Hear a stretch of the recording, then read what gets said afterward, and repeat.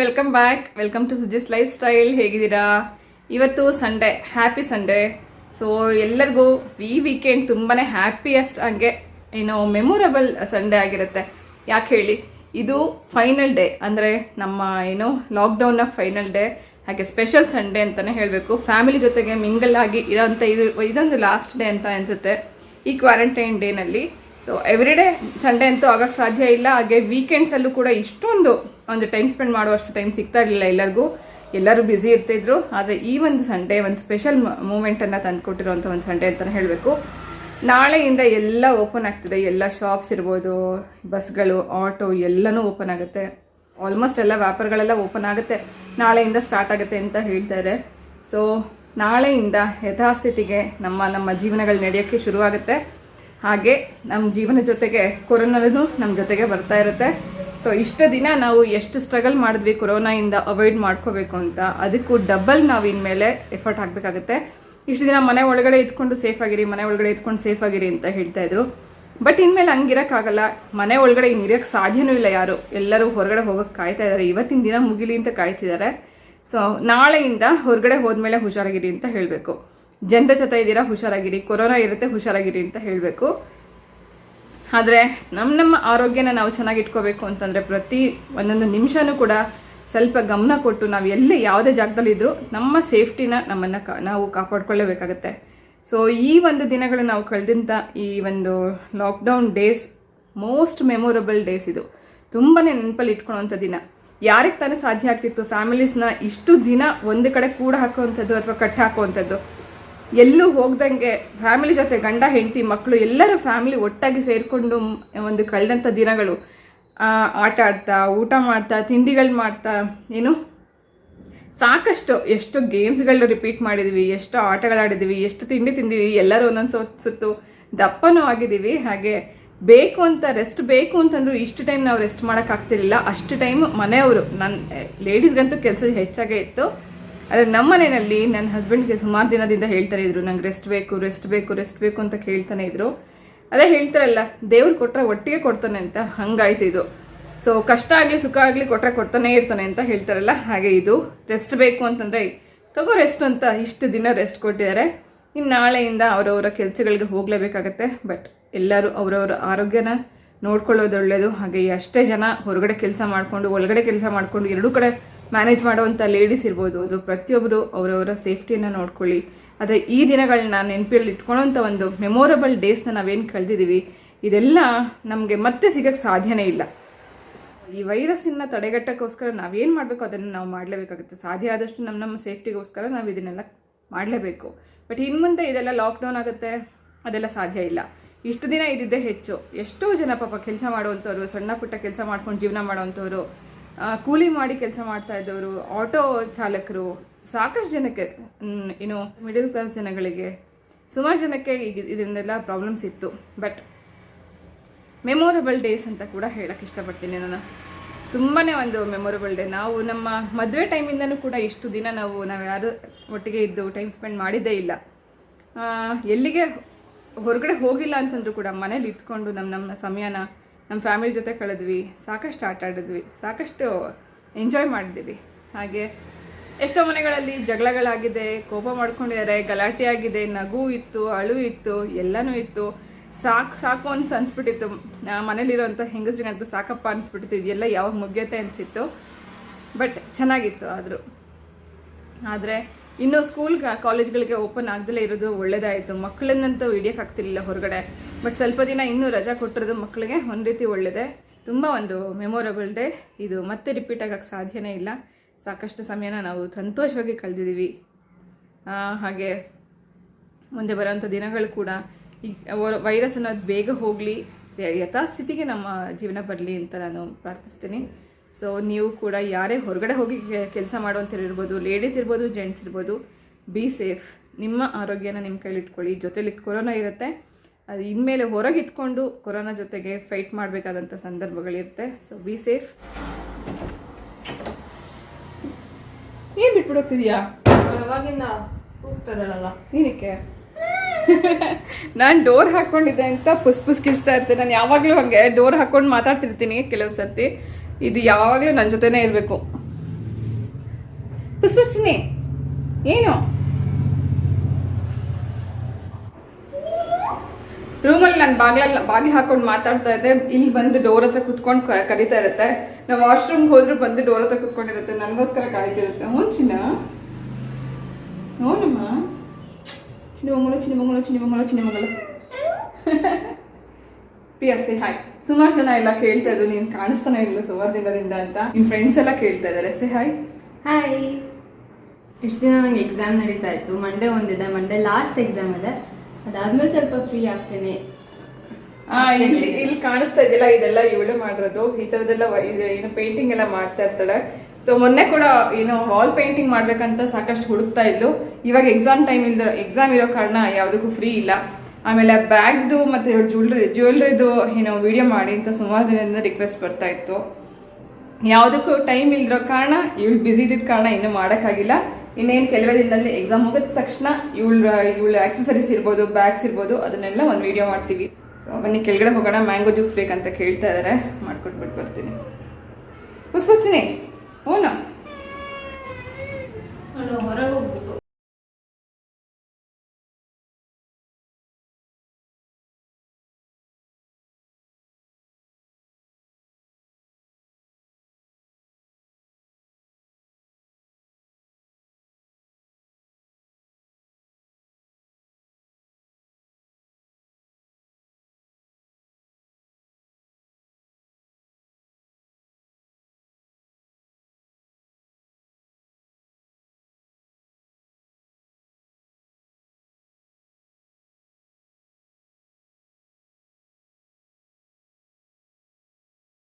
ಮಾಡ್ತಿರೋಂಥ ಒಂದು recipe Sunday ಸ್ಪೆಷಲಲ್ಲಿ ಮಾಡಿದ್ದೆ, ತುಂಬ ಚೆನ್ನಾಗಾಗಿತ್ತು.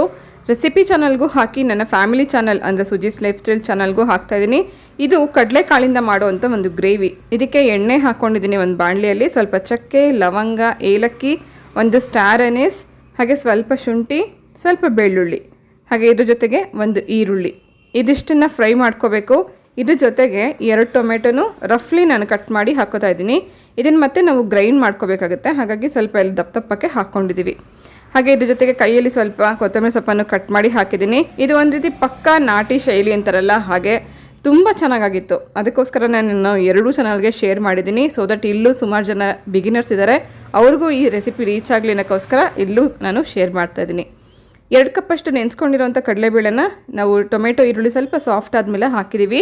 ಇದ್ರ ಜೊತೆಗೆ ಮಸಾಲೆಗೆ ಸ್ವಲ್ಪ ಅಚ್ಕಾರದ ಪುಡಿ, 1/4 ಸ್ಪೂನಷ್ಟು ಧನಿಯಾ ಪೌಡರ್, 1/4 ಸ್ಪೂನಷ್ಟು ಅರಿಶಿನ, ಹಾಗೆ ಇಲ್ಲಿ ಮೇನ್ ಇಂಗ್ರೀಡಿಯೆಂಟ್ ಇದೆ ಬೇಕಾಗಿರೋದು ನಮಗೆ, ಇದು ಚಿಕನ್ ಮಸಾಲ, ಮಟನ್ ಮಸಾಲ ಅಥವಾ ಬಿರಿಯಾನಿ ಪೌಡರ್ ಯಾವುದಾದ್ರೂ 1 ಸ್ಪೂನಷ್ಟು, ಹಾಗೆ ಅರ್ಧ ಸ್ಪೂನಷ್ಟು ಗರಂ ಮಸಾಲ. ನಿಮ್ಮ ಹತ್ರ ಚಿಕನ್ ಮಸಾಲ ಅಥವಾ ಬೇರೆ ಯಾವುದು ನಮಗೆ ಮಸಾಲ ಇಲ್ಲ ಅಂತಂದರೆ ಗರಂ ಮಸಾಲನೇ 1 ಸ್ಪೂನಷ್ಟು ಹಾಕ್ಕೋಬೋದು. ಇದ್ರ ಜೊತೆಗೆ ಅರ್ಧ ಕಪ್ಪಷ್ಟು ಮೊಸರು. ಇದಿಷ್ಟನ್ನು ಸೇರಿಸ್ಕೊಂಡು ನೀಟಾಗಿ ನಾವೊಂದು 3 ನಿಮಿಷ ಇದನ್ನು ಕೈಯಾಡಿಸ್ಕೋಬೇಕು. ಚೆನ್ನಾಗಿದೆಲ್ಲ ಹೊಂದ್ಕೋಬೇಕು ಕಡಲೆಕಾಳು ಜೊತೆಗೆ. ಮಸಾಲೆಗಳೆಲ್ಲ ಹೊಂದ್ಕೊಂಡ ನಂತರ ತಣ್ಣಗಾದ್ಮೇಲೆ ಮಿಕ್ಸಿ ಜಾರಲ್ಲಿ, ಸಣ್ಣ ಜಾರಲ್ಲಿ ಹಾಕ್ಕೊಂಡು ಒಂದು 2-3 ಸ್ಪೂನಷ್ಟು ನೀರು ಹಾಕ್ಕೊಂಡು ನುಣ್ಣಗೆ ನಾವು ರುಬ್ಬಿಟ್ಕೋಬೇಕು. ಈ ಒಂದು ಗ್ರೇವಿ ಇದೆಯಲ್ಲ, ಎಲ್ಲದಕ್ಕೂ ಒಂದು ಒಳ್ಳೆ ಕಾಂಬಿನೇಷನ್. ಇನ್ ಡೀಟೇಲ್ ಆಗಿ ನಾನು ನಿಮಗೆ ರೆಸಿಪಿ ಚಾನಲಲ್ಲಿ ಹೇಳಿದ್ದೀನಿ ಇದು ಹೇಗೆ ಮಾಡ್ಕೋಬೇಕು ಅಂತ. ಅರ್ಥ ಆಗಿಲ್ಲ ಅಂತಂದರೆ ರೆಸಿಪಿ ಚಾನಲ್ನ ಚೆಕ್ ಮಾಡಿ. ಲೈಫ್ ಈಸಿ ಚಾನಲಲ್ಲಿ ಈಸಿಯಾಗಿ ಮಾಡ್ಕೊಳ್ಳೋದು ಹೇಗೆ ಅಂತ ತೋರಿಸಿದ್ದೀನಿ. ಲಿಂಕ್ನ ಡಿಸ್ಕ್ರಿಪ್ಷನ್ ಬಾಕ್ಸಲ್ಲಿ ಕೊಟ್ಟಿರ್ತೀನಿ. ರೆಸಿಪಿದು ಮತ್ತು ಚಾನಲ್ದು ಎರಡನ್ನೂ ಚೆಕ್ ಮಾಡ್ಕೋಬೋದು. ರುಬ್ಕೊಂಡಿರೋಂಥ ಮಸಾಲೆನ ಮತ್ತೆ ಒಂದು ಅರ್ಧ ಕಪ್ಪಷ್ಟು ಎಣ್ಣೆ ಹಾಕಿದ್ದೀವಿ. ಎಣ್ಣೆ ಬಿಸಿ ಆದಮೇಲೆ ರುಬ್ಬಿರೋಂಥ ಮಸಾಲೆ ಹಾಕಿ ಇದು ಎಣ್ಣೆನಲ್ಲೇ ನಾವು ಇದನ್ನು ಫ್ರೈ ಮಾಡ್ಕೋಬೇಕು. ಹೇಗಿರುತ್ತೆ ಅಂತಂದರೆ ಇದ್ರ ಫ್ಲೇವರು ನಾನ್ ವೆಜ್ಜೇ ಮಾಡ್ತಿದ್ದೀವೇನೋ ಅನ್ನೋಷ್ಟು ಒಂದು ಒಳ್ಳೆ ಫ್ಲೇವರ್ ಇರುತ್ತೆ. But purely vegetarian recipe. So ಈ ಒಂದು ಮಸಾಲೆಗೆ ನಾವು ಆವಾಗಲೇ ಸಾಲ್ಟ್ ಹಾಕಿರಲಿಲ್ಲ, ಇದಕ್ಕೆ ಬೇಕಾಗುವಷ್ಟು ಸಾಲ್ಟ್ ಹಾಕಿದ್ದೀನಿ. ಹಾಗೆ ಸ್ವಲ್ಪ ನೀರು. ಇದು ಕನ್ಸಿಸ್ಟೆನ್ಸಿ ನಮಗೆ ಸ್ವಲ್ಪ ಥಿಕ್ಕಾಗೇ ಇರಬೇಕು. ಅಂದರೆ ಗೊಜ್ಜು ಅಂತಂದರೆ ಸ್ವಲ್ಪ ನಮಗೆ ಏನು ಒಂದು ಸ್ವಲ್ಪ ಗಟ್ಟಿಯಾಗೇ ಇರಬೇಕಾಗತ್ತೆ. ನೀರೆಲ್ಲ ಹಾಕಿ ಸುಮಾರು ಒಂದು 5ರಿಂದ 6 ನಿಮಿಷ ನಾವು ಇದನ್ನು ಕುದಿಸ್ಕೊಳ್ಳೋಣ. ಮುಚ್ಚಿಟ್ಟು ಕುದಿಸ್ಕೋಬೇಕು. ಇದು ಹಾರುತ್ತೆ ಕುದಿಯುವಾಗ. ಮೇಲ್ಗಡೆ ಒಂದು ಪ್ಲೇಟ್ ಮುಚ್ಚಿಟ್ಟು ಸ್ವಲ್ಪ ಇನ್ನೇನು ಮೇಲ್ಗಡೆ ಎಣ್ಣೆ ತೇಲಿ ಬರ್ತಾ ಇದೆ ಅಂತಂದರೆ ಸ್ಟವ್ ಆಫ್ ಮಾಡ್ಕೊಂಬಿಟ್ರೆ ಆಯಿತು. ಇನ್ಸ್ಟೆಂಟಾಗಿ ಮಾಡ್ಕೋಬೋದು. ಕಡಲೆಕಾಳು ನೆನೆಸಿಟ್ಕೊಂಡಿದ್ರೆ ಬೇಗನೆ ಆಗುತ್ತೆ, ತುಂಬ ಚೆನ್ನಾಗಾಗುತ್ತೆ. 1 ಟೈಮ್ ಮಾಡ್ಕೊಂಡು ನಾವು 3 ಟೈಮ್ ತಿಂದಿದ್ವಿ, ಅಷ್ಟು ರುಚಿಯಾಗಿತ್ತು. ಲಾಸ್ಟಲ್ಲಿ ಸ್ವಲ್ಪ ಕೊತ್ತಂಬರಿ ಅಥವಾ ಪುದೀನ ಹಾಕ್ಕೊಂಡ್ರೆ ಈ ಗ್ರೇವಿ ರೆಡಿ ಆಗುತ್ತೆ. ಎಲ್ಲದಕ್ಕೂ ಒಂದು ಒಳ್ಳೆ ಕಾಂಬಿನೇಷನ್.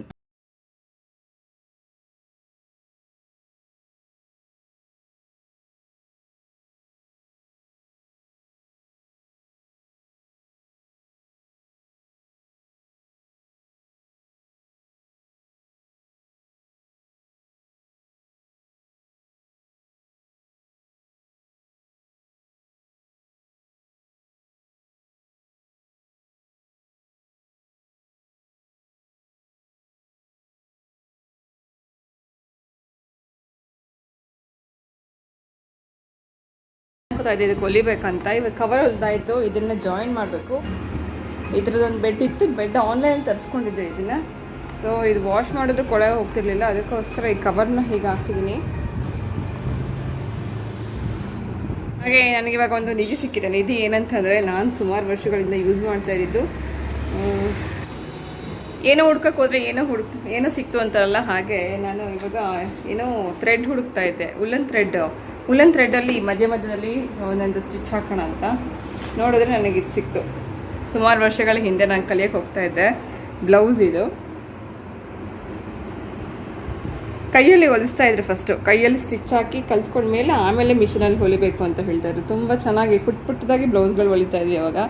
ಫಸ್ಟ್ ಪೇಪರ್ ಕಟ್ಟಿಂಗ್ ಹೇಳ್ಕೊಡೋರು, ಆಮೇಲೆ ಈ ಥರ ಪುಟ್ಟ ಬಟ್ಟೆಗಳಲ್ಲಿ ಕಟ್ ಮಾಡಿ ಹೊಲಿಯೋದಕ್ಕೆ ಹೇಳ್ಕೊಡ್ತಾಯಿದ್ರು. ಎಷ್ಟು ಕ್ಯೂಟಾಗಿದೆ ಅಂದರೆ ನೋಡೋಕ್ಕೆ. ನಾನು ಅದಕ್ಕೆ ನೆನಪಿಗೆ ಅಂತ ಇಟ್ಕೊಂಡಿದ್ದೀನಿ, ಕಲ್ತಿದ್ವಿ ಅಂತ ಅನ್ನೋದಕ್ಕೋಸ್ಕರ ನೆನಪಿಗೆ ಅಷ್ಟೇ. ಸ್ವಲ್ಪ ಜ್ಞಾಪಕ ಇದೆ, ಹೊಲಿಯೋಕ್ಕೆ ಬರುತ್ತೆ. ಬಟ್ ಏನೋ ಅಷ್ಟು ಪರ್ಫೆಕ್ಷನ್ ಇರಲಿಲ್ಲ ನನಗೆ, ಅವಾಗಲೂ ಕೂಡ ಪರ್ಫೆಕ್ಷನ್ ಇರಲಿಲ್ಲ. ಒಂದೆರಡು ಬ್ಲೌಸ್ ಹೊಲಿದು ಟ್ರೈ ಮಾಡಿದ್ದೆ.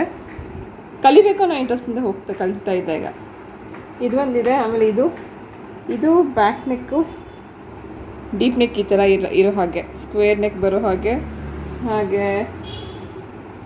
ಇದು ಇನ್ನೊಂದು, ಇದೂ ಹಾಗೇ 2 ಬ್ಲೌಸ್ ಹೊಲಿದಿದ್ದೀನಿ ಸೇಮ್ ಸೈಜಲ್ಲಿ. ಎಷ್ಟು ಕ್ಯೂಟಾಗಿ ಎಷ್ಟು ಚೆನ್ನಾಗಿದೆ ನೋಡೋಕ್ಕೆ. ನೆನಪಿಗಾಗುತ್ತೆ ಅಂತ ಇಟ್ಕೊಂಡಿದ್ದೆ. ಹೀಗೆ ನಮಗೆ ಟೈಲರ್ ಹೇಗೆ ಅಂತಂದರೆ, ಫಸ್ಟ್ ಪೇಪರ್ ಕಟ್ಟಿಂಗ್ ಮಾಡಿ ಪೇಪರಲ್ಲಿ ಸ್ಟಿಚ್ ಮಾಡಿ ಹೊಲಿದ್ಬಿಟ್ಟು ತೋರಿಸ್ಬೇಕಾಗಿತ್ತು ಪೇಪರಲ್ಲಿ. ಅದಾದಮೇಲೆ ಈ ಥರ ಚಿಕ್ಕ ಬಟ್ಟೆಗಳಲ್ಲಿ ಕಟ್ ಮಾಡಿ ಪುಟ್ಟ ಬ್ಲೌಸ್ಗಳು ಹೊಲಿದು ತೋರಿಸಿ ನಂತರ ಮಿಷನಲ್ಲಿ ಹೊಲಿಬೇಕಾಗ್ತಿತ್ತು. ಆಮೇಲೆ ನನ್ನ ಹತ್ರ ಇನ್ನೂ ಇದೆ, ಏನೇನಿದೆ ತೋರಿಸ್ತೀನಿ ನೋಡಿ. ಇವತ್ತು ನಂಗೆ ನಿಧಿನೇ ಸಿಕ್ಬಿಟ್ಟಿದೆ. ಇದು ಎಂಬ್ರಾಯ್ಡ್ರಿ ಬಾರ್ಡರ್ಸ್ ಇದೆಲ್ಲ ಎಂಬ್ರಾಯ್ಡ್ರಿ ಡಿಸೈನ್ಗೋಸ್ಕರ ಈ ಥರ ಒಂದೊಂದು ನಮಗೆ ಡಿಸೈನ್ಸ್ ಕೊಟ್ಟು ಹೀಗೆ ಒಂದು ಐಡಿಯಾಸ್ ಕೊಡೋರು, ಈ ರೀತಿ ನೀವು ಮಾಡ್ಬೋದು ಅಂತ. ಮೆಷಿನ್ ಎಂಬ್ರಾಯ್ಡ್ರಿ ಅಲ್ಲ, ಕೈಯಲ್ಲಿ ಎಂಬ್ರಾಯ್ಡ್ರಿ ಮಾಡೋದು ಹೇಗೆ ಅಂತ ನಾನು ಸ್ವಲ್ಪ ಕಲ್ತಿದ್ದೀನಿ, ಒಂದಷ್ಟು ಸ್ಟಿಚಸ್ನ.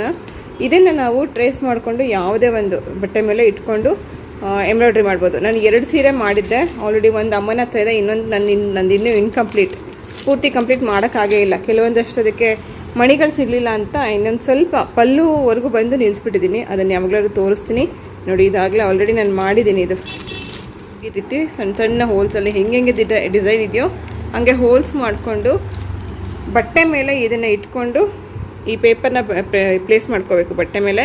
ಆಮೇಲೆ ಯಾವುದಾದ್ರೂ ಒಂದು ಸ್ಪಾಂಜಿಂದನೋ ಕಾಟನಿಂದನೋ ಬಣ್ಣ ಹತ್ಕೊಂಡು ಇದ್ರ ಮೇಲೆ ಹೀಗೆ ಒರೆಸಿದ್ರೆ ಬಟ್ಟೆ ಮೇಲೆ ಹೀಗೆ ಸೇಮ್ ಪ್ರಿಂಟ್ ಬೀಳುತ್ತೆ. ಅದಕ್ಕೆ ಮುಂಚೆ ಸೂಜಿನಲ್ಲಿ ಇದೆಲ್ಲ ಚುಚ್ಕೋಬೇಕು.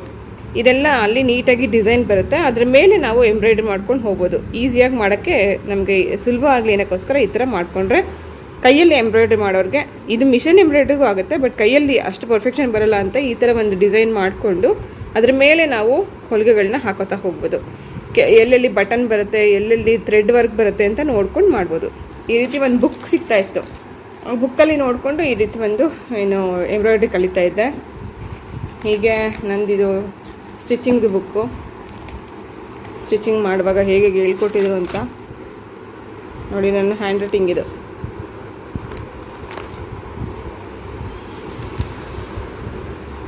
ಚೂಡಿದಾರ್ ಟಾಪ್ ಒಂದ್ಸತಿ ಸುಮ್ಮನೆ ಹಾಗೆ ಇನ್ನೇನು ಖಾಲಿ ಮಾಡ್ಕೊಂಡು ಹೋಗ್ಬಿಡ್ತಾಯಿದ್ರು. ಅವಾಗ ಒಂದು ಗಂಟೆನಲ್ಲಿ ಹೇಳ್ಕೊಟ್ಟಿದ್ರು ನಮಗಿದು ಹೇಗೆ ಮಾಡ್ಕೋಬೋದು ಅಂತ.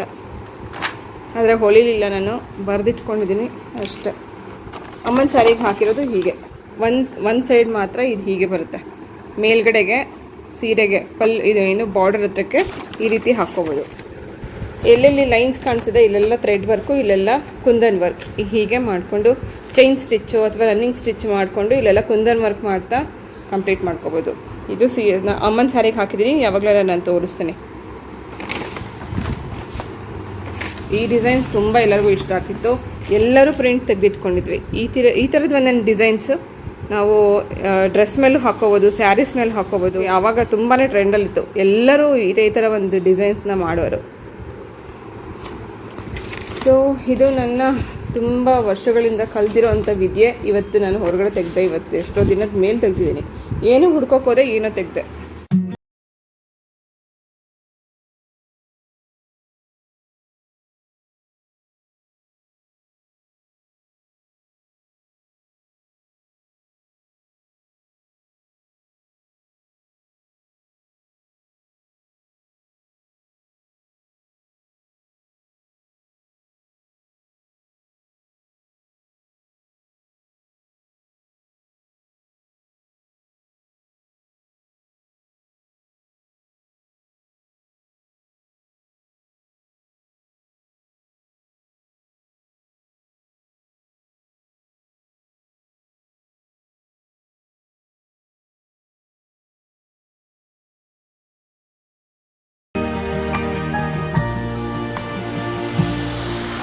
ತುಂಬ ವರ್ಷಗಳ ಹಿಂದೆ ಮಾಡಿದ್ದೆ ಈ ಎಂಬ್ರಾಯ್ಡ್ರಿ ಕೂಡ.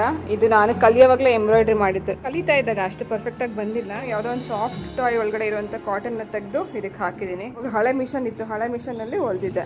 ಹಾಗೆ ತುಂಬ ಯೂಸ್ಫುಲ್ ಇದು ಚೇರ್. ತುಂಬ ಬೆನ್ನೋ ಬಂದಾಗ ಇದ್ರ ಮೇಲೆ ಕುತ್ಕೊಂಡಾಗ ಸ್ವಲ್ಪ ರಿಲ್ಯಾಕ್ಸೇಷನ್ ಅನ್ಸುತ್ತೆ. ನಾಳೆಯಿಂದ ಏನು ಮಂಡೇ ಬಂತು ಅಂತಂದರೆ ಆಚೆ ಹೋಗ್ಬೇಡ ಅಂತ ಎಷ್ಟೋ ಜನ ಕಾಯ್ತಿದಾರಲ್ಲ.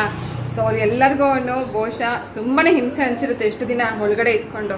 ಯಾವಾಗ ಈ ಡೇಟ್ ಬರುತ್ತೆ 17th ಯಾವಾಗ ಬರುತ್ತೆ ಅಂತ ಎಲ್ಲರೂ ಕಾಯ್ತಾ ಇದ್ರು. ಇಷ್ಟು ದಿನ ಗೌರ್ಮೆಂಟ್ ನಮ್ಮನ್ನ ಸೇಫ್ ಮಾಡ್ತಾ ಇದ್ರು. ಇನ್ನು ಮುಂದೆ ನಮ್ಮನ್ನ ನಾವೇ ಕಾಪಾಡ್ಕೋಬೇಕು. ಇದೇ ರೀತಿ ಮೇಂಟೈನ್ ಮಾಡ್ಕೊಂಡು ಹೋಗ್ಬೇಕು.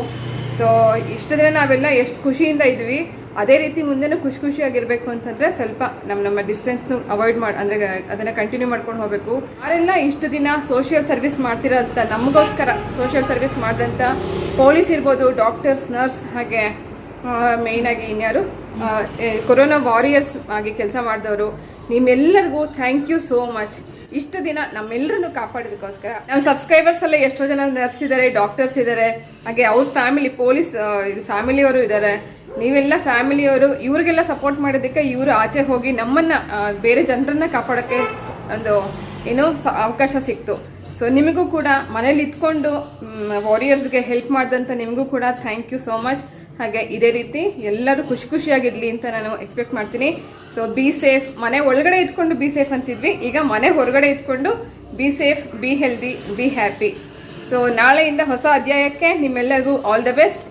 ಮಮ್ಮಿ ಹೇಳ್ತಾ ಇದ್ರು ಅಲ್ವಾ, ಸದ್ಯ ಕ್ವಾರಂಟೈನ್ ಲೈಫ್, ಸದ್ಯ ಲಾಕ್ಡೌನ್ ಮುಗೀತು, ನಾವು ಹೊರಗೆ ಹೋಗ್ಬೋದು, ನಾರ್ಮಲ್ ಡೇಸ್ ಎಲ್ಲ ನಾವು ನಾವು ವಾಪಸ್ ನಮ್ಮ ನಾರ್ಮಲ್ ಡೇಸಿಗೆ ಹೋಗ್ಬೋದು ಅಂತ. ಬಟ್ ಈ ಕ್ವಾರಂಟೈನ್ ಲೈಫ್ನ ನಿಜವಾಗ್ಲೂ ಎಲ್ಲರೂ ಮಿಸ್ ಮಾಡ್ಕೋತಾರೆ. ಬಿಕಾಸ್ ಯಾವಾಗಲೂ ಈ ಥರ ಆಗಿದ್ದೆ ಫಸ್ಟ್ ಟೈಮ್ ಅಲ್ವಾ. ಅಟ್ಲೀಸ್ಟ್ ನನ್ನ ಜನ್ರೇಷನಲ್ಲಿ ಈ ಥರ ಆಗಿದ್ದು ಫಸ್ಟ್ ಟೈಮ್. ನಾನು ನಮಗೂ ಕಾಲೇಜಿಂದ ಕಂಟಿನ್ಯೂಸ್ ಆಗಿ ಇಷ್ಟು ದಿನ ರಜಾ ಸಿಕ್ಕಿದೆ, ಯಾವಾಗ ಸಿಗುತ್ತೆ ಆ ಥರ, ಬರೀ ಸಮ್ಮರ್ ಹಾಲಿಡೇಸ್ ಸಿಗುತ್ತೆ ಅಷ್ಟೇ ಅಂತ ಅಂದ್ಕೊಂಡಿದ್ದೆ. ಬಟ್ ಅಪ್ಪ ಕೆಲ್ಸಕ್ಕೆ ಹೋಗೋರು, ಮಕ್ಕಳು ಎಲ್ರಿಗೂ ಹಾಲಿಡೇಸ್ ಒಟ್ಟಿಗೆ ಸಿಕ್ಕಿದೆ. ಆಮೇಲೆ ಮನೇಲಿ ಎಲ್ಲರೂ ಒಟ್ಟಿಗೆ ಟೈಮ್ ಸ್ಪೆಂಡ್ ಮಾಡೋ ಅಂತ ಒಳ್ಳೆ ಅವಕಾಶ ಇತ್ತು. ಅದರಿಂದ ಎಲ್ಲರೂ ಈ ಡ್ಯೂರೇಷನ್ನ, ಕ್ವಾರಂಟೈನ್ ಡ್ಯೂರೇಷನ್ ಏನಿತ್ತು ಅದನ್ನ ಎಲ್ಲರೂ ಮಿಸ್ ಮಾಡ್ಕೋತಾರೆ. ಹೆಂಗೆ ಅಂದರೆ 50% ಲಾಕ್ಡೌನ್ ಮುಗೀತು ಅಂತ, ಇನ್ನು 50% ಅಯ್ಯೋ ಈ ಕ್ವಾರಂಟೈನ್ ಲೈಫ್ ಮುಗ್ದೋಯ್ತಲ್ಲ ಅನ್ನೋ ಒಂದು ನಮ್ಮೆಲ್ರಿಗೂ ಇರುತ್ತೆ. ಸೊ ಇವತ್ತು ಹೋಗಿ ಬರ್ತೀವಿ, ಮತ್ತೆ ಸಿಗ್ತೀವಿ ನಾಳೆ ಇನ್ನೊಂದು ಇಂಟ್ರೆಸ್ಟಿಂಗ್ ವ್ಲಾಗ್ ಜೊತೆ, ಹೊಸ ಅಧ್ಯಾಯ ಜೊತೆಗೆ. ಹಳೇದು ಮುಗೀತು, ಹೊಸ ಪ್ರಾರಂಭ ಶುರುವಾಗುತ್ತೆ, ಹೊಸ ಜೀವನ ಶುರುವಾಗುತ್ತೆ. ಆದರೆ ಕೊರೋನಾ ಜೊತೆಗಿದೆ, ಬಿ ಸೇಫ್. ಆಮೇಲೆ ಇದು ಮಮ್ಮಿ ಏನೋ ಹೊಸದಾಗಿ ಟ್ರೈ ಮಾಡಿದ್ರೆ ನಂಗೆ ತುಂಬ ಇಷ್ಟ ಆಯಿತು. ಆ್ಯಕ್ಚುಲಿ ಒಬ್ಬಟ್ಟು ತಿಂದಂಗೆ ಇದೆ, ಬಟ್ ಇದೊಂಥರ ಡಿಫ್ರೆಂಟ್ ಆಗಿದೆ ನೋಡೋಕ್ಕೆ. ಇದು ಬಜ್ಜಿ ಬೋಂಡ ಥರ ಇದೆ, ಆದರೆ ಇದು ಸ್ವೀಟ್ ರೆಸಿಪಿ, ಸ್ವೀಟ್ ಬೋಂಡ. ಹೊರಗಡೆ ಕ್ರಿಸ್ಪಿ ಆಗಿದೆ, ಒಳಗಡೆ ಇಟ್ಕೊಳ್ಳಿ ಮತ್ತೆ ತೋರಿಸಬೇಡವಾ. ಹಾಂ, ಹೊರಗಡೆ ಕ್ರಿಸ್ಪಿ ಆಗಿದೆ, ಒಳಗಡೆ ಸ್ವೀಟ್ ಇದೆ. ನನಗೆ ತುಂಬಾ ಇಷ್ಟ ಆಯಿತು. ಮಮ್ಮಿ ರೆಸಿಪಿ ಹಾಕ್ತಾರೆ, ಪ್ಲೀಸ್ ಟ್ರೈ ಮಾಡಿ ಕಮೆಂಟ್ ಸೆಕ್ಷನಲ್ಲಿ ತಿಳಿಸಿ. ಈ ರೆಸಿಪಿ ನಾನು ನೆಕ್ಸ್ಟ್ ವ್ಲಾಗಲ್ಲಿ ಶೇರ್ ಮಾಡ್ತೀನಿ. ಈಗ ಆಲ್ರೆಡಿ ವ್ಲಾಗ್ ತುಂಬ ದೊಡ್ಡದಾಯಿತು, ತುಂಬ ಟೈಮ್ ಆಯಿತು. ಸೊ ಈ ರೆಸಿಪಿ ನಾನು ನೆಕ್ಸ್ಟ್ ವ್ಲಾಗಲ್ಲಿ ನಾನು ನಿಮಗೆ ಖಂಡಿತ ಶೇರ್ ಮಾಡ್ತೀನಿ. ಇವತ್ತು ಹೋಗಿ ಬರ್ತೀವಿ, ಮತ್ತೆ ಸಿಗ್ತೀವಿ ನಾಳೆ ಇನ್ನೊಂದು ಹೊಸ ಅಧ್ಯಾಯ ಜೊತೆಗೆ, ಹೊಸ ವ್ಲಾಗ್ ಜೊತೆಗೆ. ಹೋಗಲ್ಲ.